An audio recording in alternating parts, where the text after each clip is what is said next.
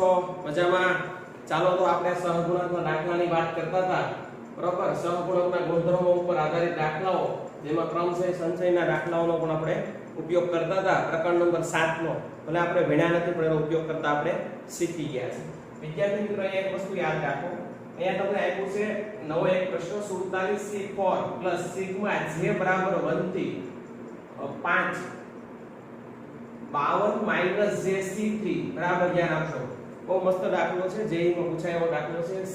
47c4 plus sigma 1 થી 5 52 minus jc3. હવે આપણે શું કરવાનું વિદ્યાર્થી મિત્રો, પહેલા બરાબર ધ્યાન આપજો. પહેલા 47c4 એ તો મૂકી દેવાનું, પછી સિગ્મા છે બરાબર, જેની કિંમત 1 થી 5 સુધી મૂકવાની. કઈ જગ્યાએ? અહીંયા જેની જગ્યાએ. પહેલા આપણે મૂકશું 1, તો 52 માંથી 1 જાય તો 51c3. પછી આપણે મૂકશું 2, તો 52 માંથી 2 જાય તો 50c3. પછી મૂકશું આપણે 3, તો 52 માંથી 3 જાય તો 49c3. પછી આપણે મૂકશું 4, 52 માંથી 4 જાય તો 48c3. પછી આપણે મૂકશું 5, તો 52 માંથી 5 જાય તો 47c3. તો વિદ્યાર્થી મિત્રો, આપણને સિગ્મા એટલે સરવાળો 1 થી 5, જેની જગ્યાએ 1 થી 5 મૂકીને તમે આ રીતે સરવાળો કરી શકો. આવું થઈ ગયા પછી વિદ્યાર્થી મિત્રો, આપણને 7મા પ્રકરણનું સૂત્ર આપણને યાદ હોવું જોઈએ કે જ્યારે તમે કોઈ પણ બે પદ ભેગા કરો છો બરોબર, તો એમાં શું થાય છે બરાબર ધ્યાન રાખજો. બે પદ કેવા તમે ભેગા કરો છો એની આપણે અહીંયા વાત કરી દીધી. ધારો કે તમે NCR પ્લસ NCR માઈનસ 1 આવા પદ ભેગા કરો છો ત્યારે આનો જવાબ આવે છે n+1CR બરાબર ધ્યાન રાખજો. NCR દાગ સરખા હોય, r દાની r છે r માઈનસ દાની કરતા એક ઓછું હોય. તમે જો 47 વાળા બે બાજુમાં લઈ લીધા છે, પછી 48 49 50 અને 51 આવી રીતે ચડતા ક્રમમાં મેં ગોઠવી દીધા છે. 47c4 મારી પાસે હતું, આમે ક્રમમાં ગોઠવી દીધા છે. હવે તમે બરાબર ધ્યાન આપજો વિદ્યાર્થી મિત્રો. હવે તમે જો આને જુઓ તો અહીંયા n બરાબર જો 47 મૂકું બે જગ્યાએ અને r બરાબર હું 4 મૂકું તો આના જેવું બની જાય. જો અહીંયા 47 અહીંયા 47 4 અહીંયા 4 માંથી 1 જાય તો 3, તો આના જેવું બની જાય. જો NCR પ્લસ NCR માઈનસ 1 કરતા આની કરતા એક અહીંયા r ઓછો હોય અને n સરખા હોય. અહીંયા જો n સરખા છે, અહીંયા એક r ઓછો છે. આવી રીતે જ્યારે થતું હોય ત્યારે તમારે n એક પ્લસ થઈ જાય, n+1 અને અહીંયા જે મોટો એટલે કે જે r હોય એ અહીંયા આવે. તો અહીંયા જો n+1 એટલે 47+1 એટલે 48 થઈ જાય. મોટું ત્રણને r છે, r-1 છે. તમે જોઈ શકો સૂત્રમાં r આવે તો અહીંયા r એટલે મોટું આ જે 4 છે એ આવે. તો લગભગ વિદ્યાર્થી મિત્રોને ખબર પડી ગઈ છે કે આપણે શું કરવા જઈ રહ્યા છે. ફરી એક વખત વિદ્યાર્થી મિત્રો, 47c4 48c3 એ બધા આપણે ક્રમમાં લખી નાખ્યા. અહીંયા જે આવ્યા એ બધા લખ્યા પછી મેં જોયું NCR NCR-1 એટલે આ બે સરખા હોય, આ એક કરતા ઓછો હોય, આ બે સરખા એક કરતા એક ઓછો, તો એ ભેગા થાય તો n ની જગ્યાએ n+1 અને RCR થઈ જાય એટલે n+1 એટલે 47 48CR એટલે 48c4 થઈ ગયું.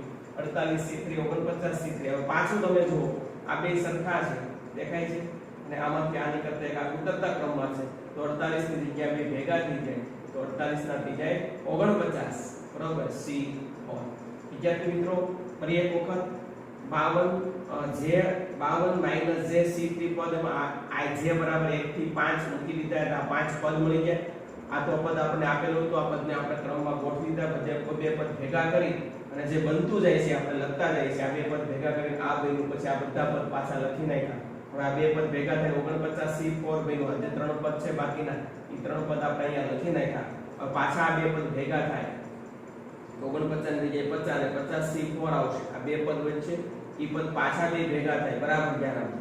તો 4 ને 3 છે 50 50 છે, તો 50 ની જગ્યાએ 51 થઈ જાય 51c4. આ સૂત્ર મુજબ એવી જ રીતના હવે 51c3 વિધાય આ બે ભેગા થાય બરોબર. બે જગ્યાએ તમે જો 51 છે, અહીંયા 4 છે, અહીંયા 3 છે, તો બે ભેગા થઈ જાય એટલે 51+1 એટલે 52CR એટલે 52c4.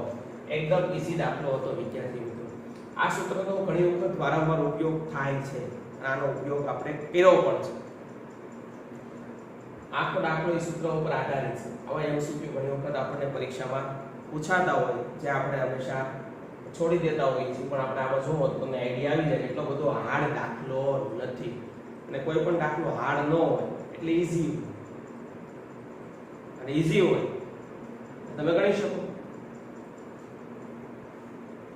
તો આમાં થોડી વિદ્યાર્થી મિત્રો તમને અંદાજ આવી ગયો હશે, કારણ કે આ દ્વિપદી પ્રમેયનો આપણો આ છેલ્લો લેક્ચર છે, બરોબર છે. થોડી તમને જાણકારી આપવાની હતી, પાછી આપણે આમાં આપી દઈએ છીએ. નવો પ્રશ્ન જોઈએ, x y z t આખાની 4 ઘાતના વિસ્તરણમાં x1 ના y x નો વર્ગ y નો વર્ગ y z t square x y z t ના સહગુણકનો ગુણોત્તર શોધો. પહેલા તો વિદ્યાર્થી મિત્રો આવા દાખલા બહુ ઈઝી હોય છે. આમાં ખાલી સહગુણક પહેલા આપણે શોધવાનો હોય. આપણે 4 ઘાત જોઈ જઈએ અને આપણે જોવાનું વિસ્તરણ કેવી રીતે કરશું, કેમ વિસ્તરણ થાય, ક્યારે આપણને સહગુણક મળે, એવી ચિંતામાં આપણે પડી જઈએ છીએ. પણ એવી ચિંતા કરવાની તમારે જરૂર નથી, કારણ કે જ્યારે તમારે આવી રીતે ઘાત આપેલી છે x2 y2 બધા બધાના સહગુણકો આપણે અલગ અલગ શોધી નાખીએ. ગુણોત્તર એટલે પછી બધાનો ભાગાકાર આપણે લઈ લેશું. પહેલા બધાના સહગુણકો શોધીએ. પહેલા x2 y2 નો સહગુણક જોતો હોય આના વિસ્તરણમાં, બરોબર. તો અહીંયા જેટલી ઘાત હોય એટલી છે 4, તો 4 ફેક્ટોરિયલ. અહીંયા જેટલી ઘાત છે 2 ફેક્ટોરિયલ છે. સમજી ગયો? એ રીતે y z અને t સ્ક્વેર એનો સહગુણક જોતો હોય તો પેલા તો ઉપર તો 1 ફેક્ટોરિયલ આવે, એને એટલે 4 ફેક્ટોરિયલ, 1 ઘાત એટલે 1 ફેક્ટોરિયલ, 2 ઘાત એટલે 2 ફેક્ટોરિયલ. એવી જ રીતે x y z t પણ અહીંયા 4 ઘાત છે એટલે ઉપર તો 4 ફેક્ટોરિયલ આવે, નીચે એટલે આ ઘાત હોય ને 1 1 1 1 1 ફેક્ટોરિયલ 1 ફેક્ટોરિયલ 1 ફેક્ટોરિયલ 1 ફેક્ટોરિયલ. અહીંયા ઘાત હતી 1 1 2 એટલે 1 ફેક્ટોરિયલ 1 ફેક્ટોરિયલ 2 ફેક્ટોરિયલ. આ ઘાત હતી 2 2 એટલે 2 ફેક્ટોરિયલ 2 ફેક્ટોરિયલ. હવે વિદ્યાર્થી મિત્રો આનો સાદુરૂપ આપતા હું તમને શીખવાડી દઉં. સહગુણકમાં તમને ખબર પડી ગઈ, બરોબર. હવે સાદુરૂપ કઈ રીતે મેં આપ્યું છે એની વાત કરીએ. એ 4 ફેક્ટોરિયલ છે વિદ્યાર્થી મિત્રો, એટલે 4 ગુણ્યા 3 ને 2 ફેક્ટોરિયલ હું ઉભો રહી શકું. આનું સાદુરૂપ આપું છું. 2 ફેક્ટોરિયલ એમ ન રાખીએ, 2 ફેક્ટોરિયલ 2 ગુણ્યા 1, 1 ફેક્ટોરિયલ 2 એમ ન રાખ્યું છે, અહીંયા 2 ફેક્ટોરિયલ 2 ગુણ્યા 1. આ 2 ફેક્ટોરિયલ કેન્સલ થઈ જાય, 4 તેરી 12 ને છેદમાં 2 2 એટલે 12 અથવા આમ કરી નાખો 4 2 દુ 4 3 દુ 6 એટલે આ 6 આવી ગયું. એવી જ રીતના વિદ્યાર્થી મિત્રો અહીંયા ફરીથી 4 ગુણ્યા 3 ગુણ્યા 2 ફેક્ટોરિયલ, 1 ફેક્ટોરિયલ 1 જ થાય. અને વિદ્યાર્થી મિત્રો વિચારે 1 ફેક્ટોરિયલ કેટલા થતા હશે? 1 જ થાય. બાજુમાં 2 ફેક્ટોરિયલ 4 તેરી 12, અહીંયા 6 અહીંયા 12.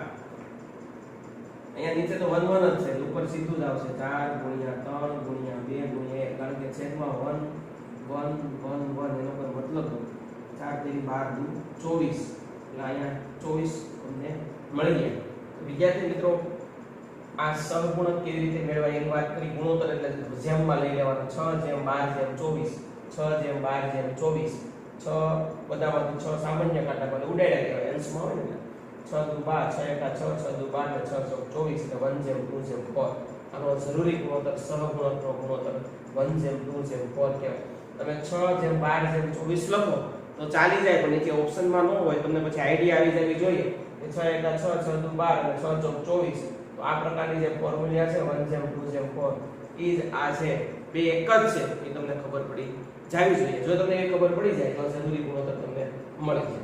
વિદ્યાર્થી મિત્રો તમે જોયું કે આ ભલે પદ ગમે એટલા હતા, પણ 4 ઘાત એટલે 4 ફેક્ટોરિયલ અંશમાં લીધું. જેનો સહગુણક જોતો આનો આનો અને આનો ઈ તમે જોયું. x નો વર્ગ y નો વર્ગ સહગુણક જોયા, x છે y છે એની આરે લેવા દેવા નથી. ઘાત 2 2 છે એટલે 2 ફેક્ટોરિયલ છે માં. અહીંયા 1 1 ને 2 ઘાત છે એટલે 1 ફેક્ટોરિયલ 2 ફેક્ટોરિયલ છે માં. અહીંયા બધે 1 1 નું ઘાત છે એટલે બધે 1 1 ફેક્ટોરિયલ છે માં. આ એક વસ્તુની તમને ખબર પડવી જોઈએ વિદ્યાર્થી મિત્રો. ચાલો આ બાજુ એક નવો બીજો એક પ્રશ્ન જોઈએ મિત્રો. 1 - x + x નો સ્ક્વેર ના 5 ઘાતના વિસ્તરણ માટે x ના ઘનનો સહગુણક. આ વિસ્તરણ માટે તમારે x ના ઘનનો સહગુણક ખાલી જગ્યા. વિદ્યાર્થી મિત્રો તમે વિચારો, આની પહેલા આપણે સહગુણકના ઘણા બધા દાખલા જોયા. શરૂઆતમાં જ્યારે આપણે 8.2 જોયું, 8.1 જોયું, એમાં સહગુણકમાં જ્યારે 3 પદ હતા વિદ્યાર્થી મિત્રો, એટલે આપણે 1 પદ અને 2 પદ એવી રીતે લઈ લેતા. આ 2 પદને મેં ગોઠવીને મિત્રો અહીંયા લખેલા છે, બરાબર ધ્યાન આપજો. -x + x નો વર્ગ છે એટલે મેં ગોઠવીને લખ્યા છે, x નો વર્ગ - x 5 ઘાત. આમાંથી વિદ્યાર્થી મિત્રો હું x કોમન કાઢું છું એટલે 1 + x x - 1 આખાની 5 ઘાત. હવે હું 2 પદ લઈને દાખલો ગણવાની કોશિશ કરું છું. એક પદ આ અને એક પદ આ. 1 ક્યાંય ગણાતું નથી તો મારે 1 લખવાની જરૂર નથી. 5 ઘાત છે એટલે હું 5c 0 થી ચાલુ કરીશ. 5c 0 આ લોકોની 0 ઘાત, 5c1 આ લોકોની 1 ઘાત, 5c2 આ લોકોની 2 ઘાત, 5c3 આ લોકોની 3 ઘાત. પણ આપણે 3 ઘાતના સહગુણક ઊંધી જોઈ છે એટલે 5c4 x ની 4 ઘાત એવું લખવાની જરૂર નથી, કારણ કે આપણે 3 ઘાત સુધી જ જોઈએ છે. 4 ઘાત લખવાથી કોઈ ફાયદો નથી.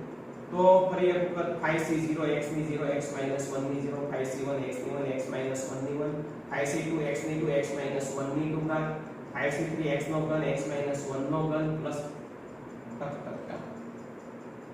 સાદુરૂપ આપવાની કોશિશ કરીએ. 5c0 એટલે 1, x ની 0 એટલે 1, x 1 ની 0 એટલે 1, 1 into 1 into 1 એટલે 1. 5c1 એટલે 5 x m x 1. 5c2 એટલે 5 ગુણ્યા 4 છેદમાં 2 ગુણ્યા 1 x નો સ્ક્વેર. આનું વિસ્તરણ પહેલા પદનો વર્ગ, બે ગણું પહેલું ગુણ્યા બીજું વત્તા બીજા પદનો વર્ગ.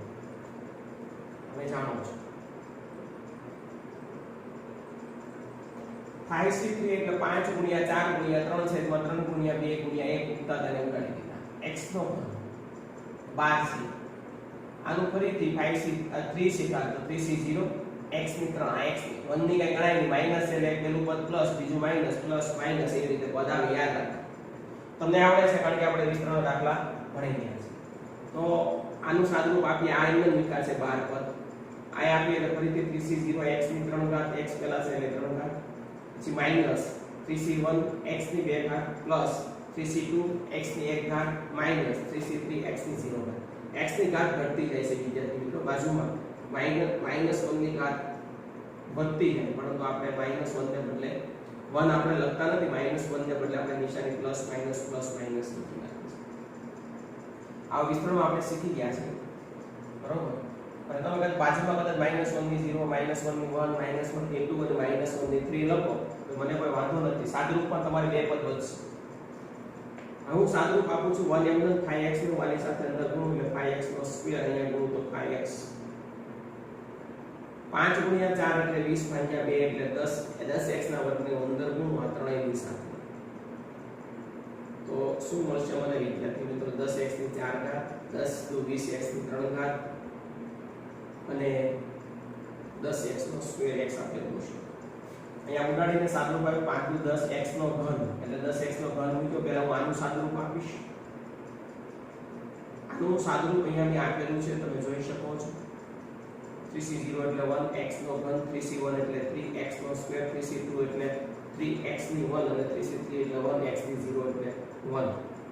આની અંદર ગુણી નાખો વિદ્યાર્થી મિત્રો એટલે 6 ઘાત, પછી 10 * 30x ની 5 ઘાત, 30x ની 4 ઘાત અને માઈનસ 10x નો ઘન. x ના ઘનનો સહગુણક જોતો છે વિદ્યાર્થી મિત્રો. હવે તમને ગમે એનો સહગુણક જોતો હોય, ગમે એનો મળી જાય. શું કામ? સહગુણક એટલે બાજુમાં x ના વર્ગનો કહે તો 5 આવે, 10 આવે, બસ.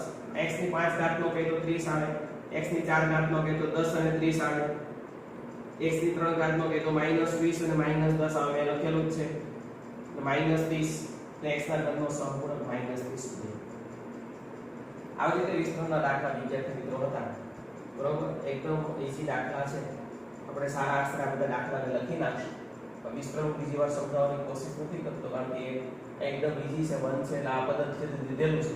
આ બે પદ નથી, આ એક જ પદ સાથે લીધેલું છે. આ બે પદનું એક ખાલી જુદું પડ્યું છે એટલે સાદુરૂપ આપવાની તમને મજા આવે. ઓકે, તો આને સારા અક્ષરે તમે લખી નાખો, પછી પાછા આપણે મળીએ.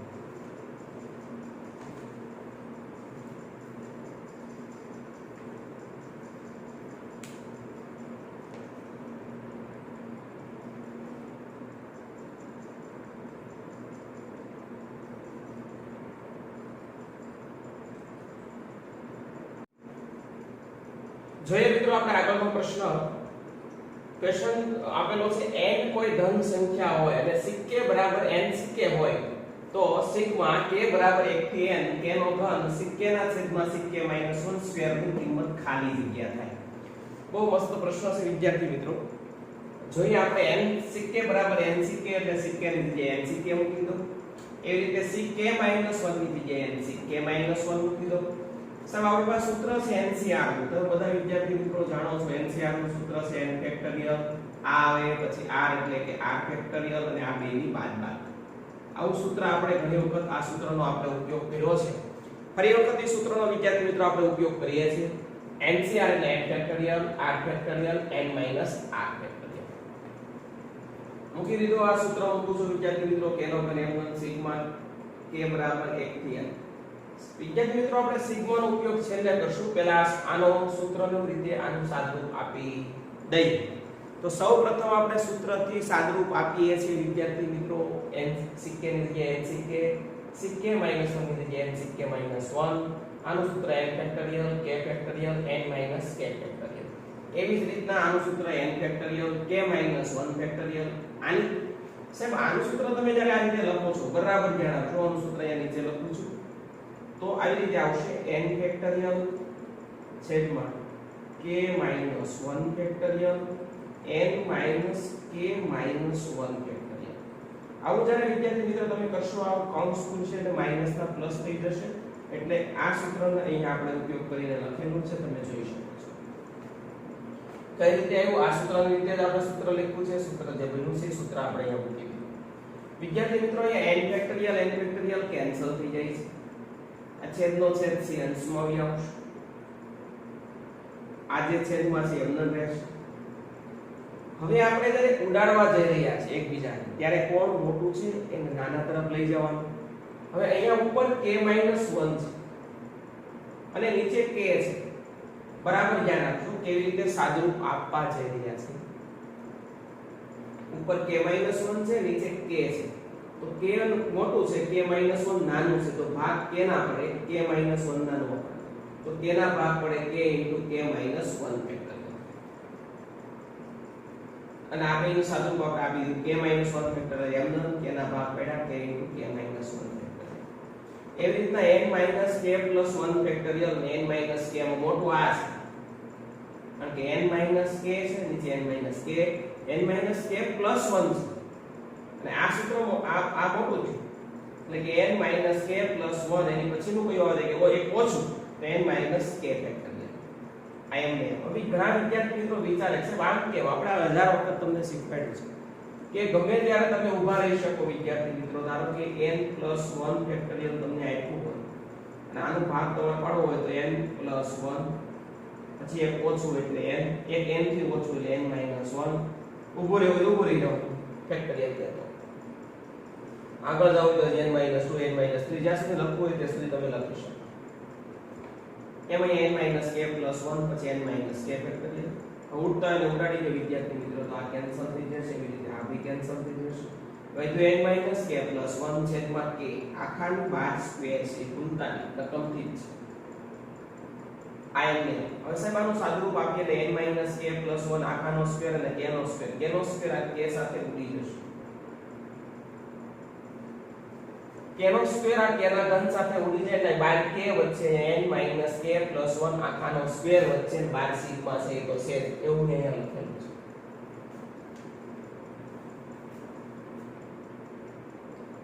k બરાબર 1 થી n k n - k + 1 આને બાજુમાં લખી દઉં છું. અહીંયા લઈ લઉં છું આને બાજુમાં લઈ લઉં છું એટલે n + 1 - k. સાહેબ આનું સાદુરૂપ આપું વિસ્તરણ કરી નાખું છું. 12 અને સિગ્મા k એમને જ રાખવાનો છે. પહેલા પદનો વર્ગ 2 ગણું આ પહેલું પદ આ બીજું પદ પહેલા પદનો વર્ગ 2 ગણું પહેલું ગુણ્યા બીજું વત્તા બીજા પદનો વર્ગ. વિસ્તરણ કર્યું છે વિદ્યાર્થી મિત્રો. હું સિગ્મા આપવા જઈ રહ્યો છું તો આ k સિવાયનું બાકીનું બધું અચળ કહેવાય.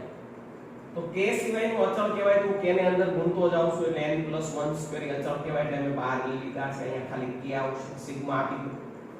એમ અહીંયા સિગ્મા આપી દઉં એટલે 2 અને n + 1 એ અચળ થશે એટલે બહાર લઈ લીધા છે. k વચ્ચે આ k અંદર આવશે એટલે k * k એટલે k² થશે એટલે અહીંયા લખેલું છે.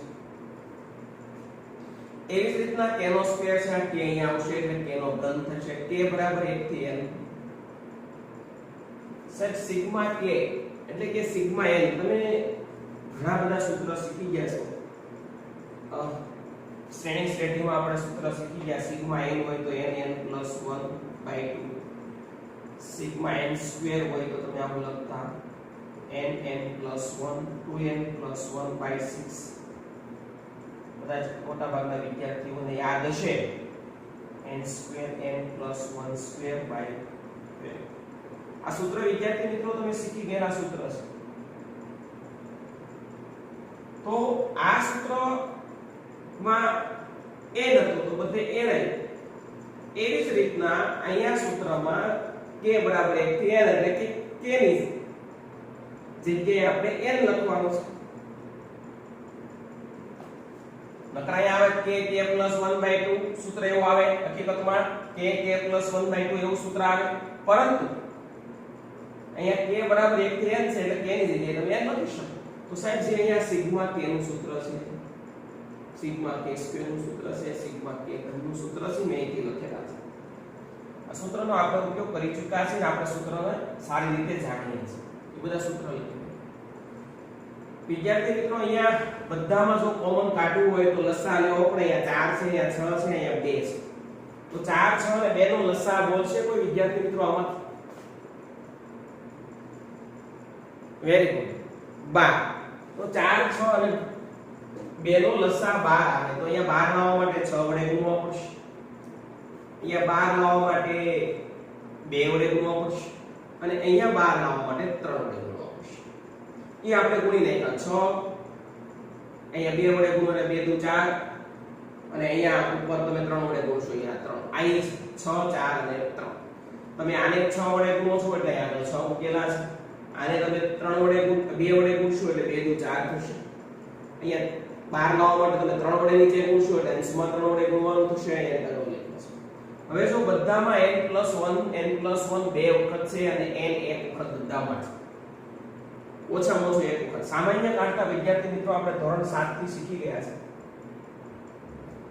n+1 નો સ્ક્વેર અહીંયા થઈ જશે, અહીંયા બે વખત થઈ જશે, અહીંયા બે વખત. n+1 સ્ક્વેર સામાન્ય કાઢને.